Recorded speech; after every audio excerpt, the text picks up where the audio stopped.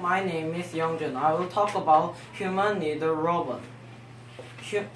AI is helpful for humans. I think so. Of course, this AI help us human more than we help AI.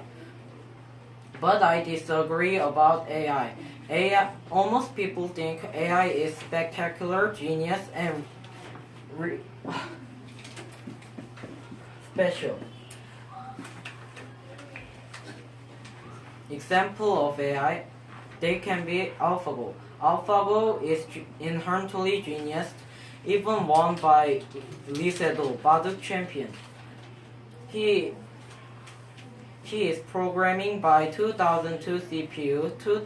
The 2002 CPU is studying even now. I can imagine. AlphaGo can rule the humans. AlphaGo get taught by fighting, protecting, attacking, and it can be ruled by humans. So I disagree AlphaGo. Nevertheless, humans developed AI. I think bad. Thank you for listening to my speech.